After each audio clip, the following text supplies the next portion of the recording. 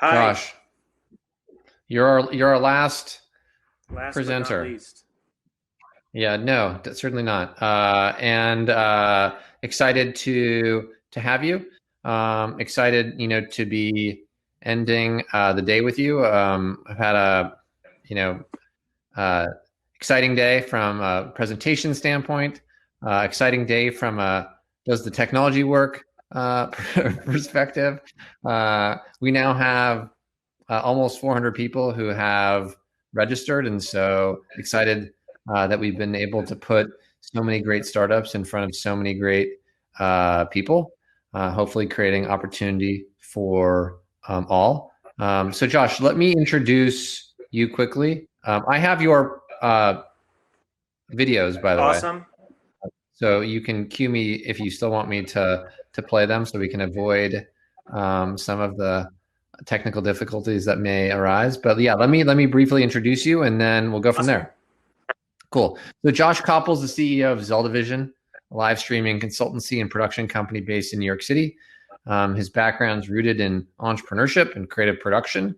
Zeldavision's specialty is creating and producing live programming that blends e-commerce with entertainment for major brands like Zappos, Adult Swim, and others. I'll hand it off now to Josh to explore how Zeldavision blends live streaming with e-commerce to create incredible content for their brand partners. All right. Thank you. So that's right. I am Josh Koppel, and my information is at below. If you need to reach me, it's josh@zeldavision.tv, or you can look at our work at joshkoppel.com. So excited to be here. First thing I wanted to really talk about was some context about sort of how I approach this material. And my career has really been about the intersection of content and technology. And for the last 10 years, I started a company called Scroll Motion, now called Engage, which basically was about flowing content through the technology of multi-touch apps, basically. And we did it for a number of different categories, including magazines for Esquire magazine and Oprah magazine, National Geographic, others. Also books and kids books for like Harry Potter and Sesame Street and Disney. And then ultimately for enterprise, for sales, for using iPads as a method of selling stuff for Genentech, GE, Apple, and others. And all throughout that entire time, really, my philosophy is about how being at the cutting edge of technology and bringing content to that is always an opportunity for the brand. And I'm always looking at how do you push the technology to a place where the brand gets the halo and the lift of the opportunity of being out there. And my next sort of the next type of technology that I've been really interested in is live streaming, and specifically live streaming around a problem around e-commerce. And I mean, there are people on this. I've already listened to people that know more about e-commerce than I do by a long shot. But as a sort of thoughtful novice, the problem I see in e-commerce is that it is not built for human beings, right? E-commerce is really a list of products, metadata, price, description, photo, but it's really optimized for search algorithms, not for human beings. And the perfect example of that, which is one that is quoted by my great friend Josh Lieberson, is that e-commerce is great if you know what you're looking for, right? A concrete search. So for instance, it's very easy to find a 3-foot HDMI cable. Very hard to find something you don't know that you're looking for, like a cute pair of shoes. E-commerce is really not built for helping you find that sort of abstract search. In fact, humans are much better at that, because the 5 minutes that you're going to spend, typing into a search box is, meaningless compared to the 30 seconds that you're going to have talking to a smart clerk, because humans are not algorithms. In fact, 70% of search results from Amazon never get past the first page of results. And if you think about that, if you took that out of the context of being on a computer and you brought it to the context of being in a store, that like that means that people aren't actually shopping the way they shop in a physical environment. That, you know, the opportunity to go and like just look for an outfit or something that is surprising is much harder to do in e-commerce. But humans solve that problem. Live streaming specifically solves that problem by adding a human brain to the search box. Now, when we talk about live streaming, I want to be clear contextually what I'm talking about. I'm talking about the live streaming that's happening on places like Twitch and YouTube Live, because there is an incredible amount of creativity and weirdness happening around people drawing and playing video games and doing weird talents and making weird shows about cooking. It's just, it's a huge deal, and there's a huge amount of creativity happening. And it was made especially clear to me when it dawned on me that, you know, when kids are coming home from school, they're no longer watching Three's Company or the Brady Bunch or the Fresh Prince of Bel-Air anymore. They're watching their friends and teens like them play video games and stream content like this. And that is a huge game changer for just for the future of our culture. And so just a little bit more about live streaming. Almost 2/3 of people 18 to 34 watch it regularly. This is a big one. Viewers spend 8 times longer watching videos that are live than on demand, which is just staggering. And then finally, 80% of consumers prefer to watch live videos rather than read, which is, I mean, obvious. So I was really interested in sort of finding a way to jump into the deep end of live streaming. And I had the huge opportunity to go do it for Adult Swim. We built a studio on Canal Street where we basically made a live show every day for through 2019. And in that process, I got to really understand the creativity and the what is so new about this medium. And it really comes down to 3 things. The first is live.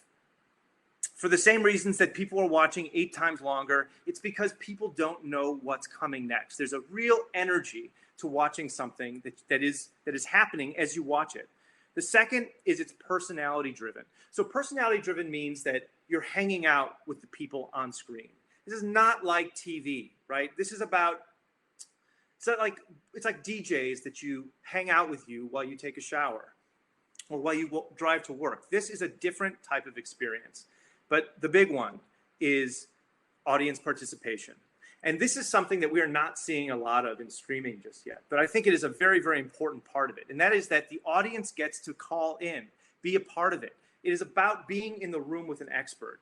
And when that's done right, what you create is real community, like a real experience and a real connection with the users that is nothing like this has really existed before in media. This is a new experience. And I'd like to show you an example. Stu, get ready. This is, so in building this, the idea is how do you bring this to a brand? How do you bring this experience into something that a brand can actually buy and participate in? And so we always felt that e-commerce would be the thing that would make that possible. And I partnered with a woman named Brandon Holly, who is the former editor of Lucky Magazine and is an e-commerce entrepreneur with a product called Everywhere. And we built a show called Shopping with Brandon, and I'd like to play you a clip from it right now. Gosh, I'm going to play SWB_Kate. Yes. Confirming.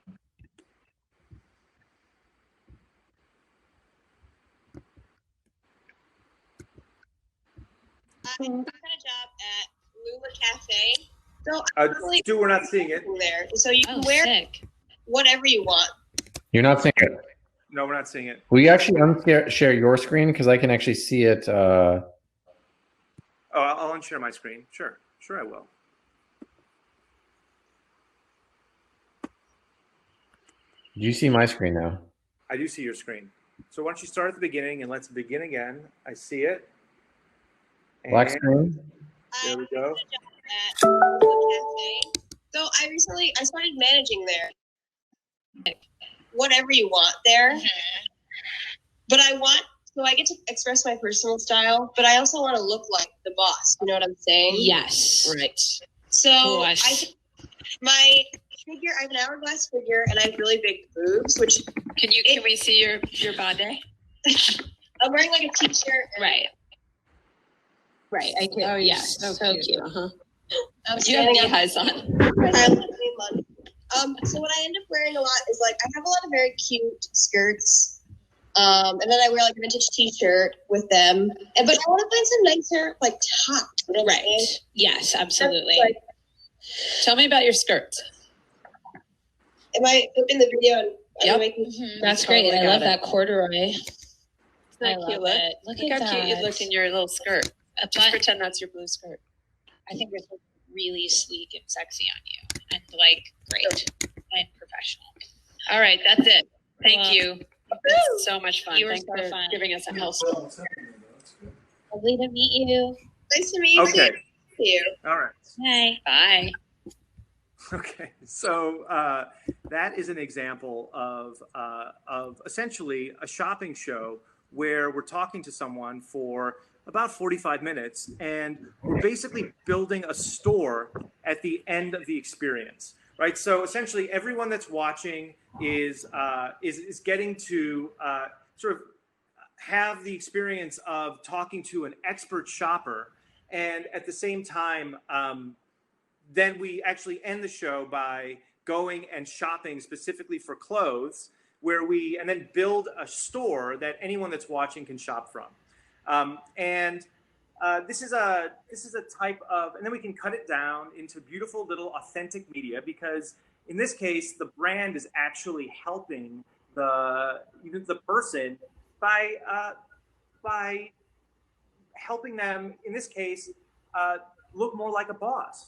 And there's just a really interesting authenticity that happens in this world, and this can be used, it can be put on a site, it can be given to influencers, it can be paid media, and it can also be used in newsletters, and it can also be streamed anywhere that a brand has a presence, and the results have been really powerful.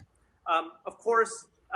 This is already happening in China, but it hasn't happened in America yet, and we're very excited about that, about Americans getting to buy through live streaming in a way that is going to be appealing to them. And we think that this type of live streaming that's really personality driven and that really brings the user into the experience is an exciting thing. Of course. We're not the only ones that think that, obviously.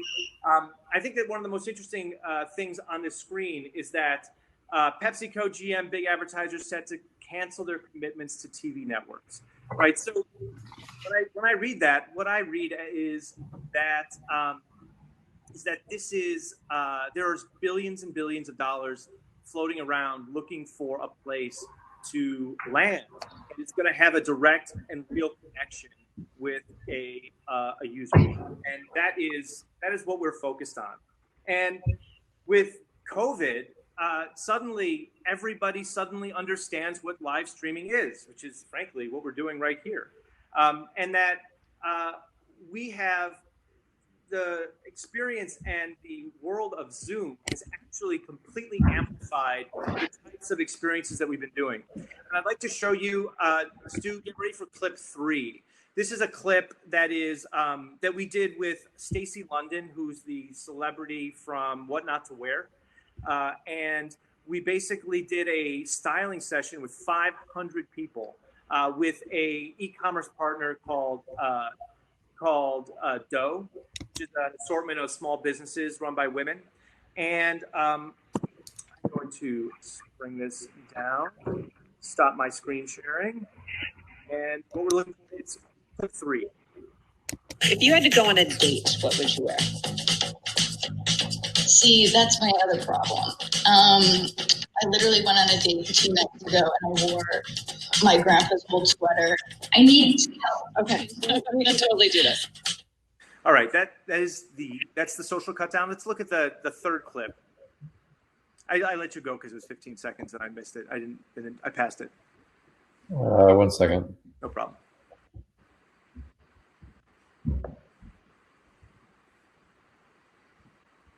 All right, I'm looking around for other people. I can see your names, but not your faces. Come hang out with us. I see someone who wants to get styled. Adina, keep waving your. She's been dancing the whole time. I have been dancing. Hi. Hi, I saw you before. I love that color on you. Thank you. I changed. I did like a little change because I wanted to. I always have questions about this button up that I'm wearing. So this is like not usually. I'm gonna do a stand before I. Okay, so here's the deal. So this is the button up. Cute. Button, and I can. It's from Wild Thing, which is like it's one of my favorites. So the dealio is that I go to college and like most of my schools were at school, and I'm getting it. I have no idea when. So like I'm figuring out how to style this with minimal things. I have lots of fun earrings and I like to wear like these ones sometimes with it, but I don't know what else to do. You could wear that shirt underneath, like overalls or jumpsuit, and we have a dope leopard overall that I think would look amazing with that shirt. The thing is that I feel like I try to like keep up with what's sort of in fashion, but I feel like the things that are style on Vassar's campus would not necessarily be considered style if I walked off of campus. Forget about what kids at Vassar are saying, but like what they're gonna say. You know what I mean? Are you getting what you want? And are you feeling like your cute little self? Because you're adorable.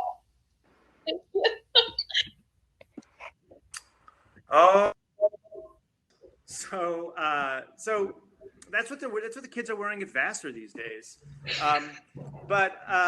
So the results of this were actually pretty powerful. We got 32% of the RSVs attended the event, 86% watched the full hour, 20% sales conversion rate. These experiments have led to a number of really large brands doing deals with us that I'm not able to say who yet, but you're going to start to see a lot of this type of content coming in the next several months. But I just wanted to end very quickly on an experience I had a couple days ago. I was walking through a Dwayne Reed in COVID land, and I came across this amazing sales display of BYOB. It's this beautiful, just the nicest sales display I'd ever seen inside a Dwayne Reed. It's a beauty brand, and there was nobody there. I mean, nobody. And there was nobody anywhere. There was nobody, just all these displays just sitting idle. And what it made me realize is that this is not going to change for a long time. And that e-commerce has got to help us. It's got to be the catalyst that makes brands make money again. And it reminded me of this quote that I read from the president of AMC Studios. And someone was asking her about, what she was going to do, because Breaking Bad, Better Call Saul, The Walking Dead, all these shows are coming to an end. And they were basically asking her, are you going to start to do algorithmically programmed shows? Meaning, are you going to look and listen to what the data is telling you to inform how are you going to make your creative product? And what she said was this: the magic is what the algorithm can't find, what data doesn't touch. And that is the problem that we have to solve. And that magic is solved by human beings that are going to help people browse through the unlimited assortment of content that the search box is hiding from us. And we believe that live streaming is the thing that can help. We're Zeldavision. And if you are a brand that is looking to dip your toe into this water, we'd love to do it with you. Thanks. Awesome, Josh. I'm glad we were able to get the videos to play. And I appreciate your perspectives. I guess question-wise, in terms of the stories you tell, how do you and maybe you don't start with the brand, but if a brand comes to you, how do you end up creating this, like, the narrative that's driven like your like prior work to date? Like, what is that kind of like experience like for someone who's not a storyteller? So it's category focused, right? So if we're talking about makeup, if we're talking about fashion, if we're talking about pets, right? We are thinking about what is the active version of that experience that needs to be live. What is fun about that experience, and how can we integrate products into it and shopping into it in a way that is natural and organic and fun? And so when you have that sort of lightning in a bottle, right? The mixture of like personalities that are fun to work with, callers that need help, and something that can happen for everybody, you know, that watchers can actually participate. It feels really natural and it feels really good. Great. Someone in the audience asked about, and I don't know if you have a perspective on this, but you know, education's become a kind of live stream project. You have a thought on, I don't know, like how you would approach that challenge? I mean, I guess you've created a way to get people to engage around products and commerce. Like, you know, any perspectives on what you would do if you were taking over the live stream of, let's say, Brooklyn Heights Montessori, where my son is going in the fall? First thing I would do is I would let the children drink. I mean, I really feel like I am like my philosophy is about fun and about creating experiences that are fun. And I really feel that there's something very voyeuristic about, you know, Stu being in your house right now, yeah. You know, you being in my house, right? I don't really have a perspective on education so much as I have a perspective on what it means for us to be coexisting in separate spaces, but together. Mm-hmm. And that I just think that, and I really think that the types of things that we're doing in these spaces right now are very, very nascent. And that there's so much more to do in a space where, you know, like we're just staying in these boxes, but, you know, like there's lots of fun stuff just right out of frame, right? Things that you might like to know about me, or might like to, like, you know, that like this, like all the presidents, all the U.S. presidents, they're just right out of you know, yeah, out of view. But what I'm saying is, but the point of that is that we're still keeping it very, very close to just, you know, what we do in business. And that I really think that this is like a much more dynamic space than it's currently being used as. Mm-hmm. And even the types of things that I'm seeing, you know, in China, the way people are using this space is still very single directional, really. And I just think that there's an opportunity to bring in the audience, because what the audience wants to be is in that room with Stacey London. Right. We want to be in that room with Brandon Holly, because we don't get access to that. But now we can. Yeah. Yeah, I love it. Awesome. Well, let's see, there's one more question. How does one achieve scale in live stream e-commerce? So we do it by partnering with brands that have huge reach, partnering with celebrities or with influencers that have huge reach, and we basically piggyback upon their users. We don't consider ourselves to be audience builders at this point. We might in the future, but at the moment we're creating partnerships with companies that have the scale, but don't necessarily have the ideas for what to do with it. Right. Awesome. So if anyone's interested in getting in touch with Josh, we'll give you an opportunity toward the end of the conference. This ends our first day of e-commerce reimagined. We'll be starting tomorrow officially at 10:30, but maybe at 10, because I'm talking to someone in 1 minute who may be a new presenter focused on Amazon. So if we do add someone, yeah, I see Josh is excited. This is exciting. If we do add someone to the agenda, you'll get a notification in your inbox. So I look forward to seeing all of you again tomorrow, and we'll see if we can reduce the number of technical glitches. Well, thank you all. Have a nice day, and we'll see you tomorrow. Bye-bye.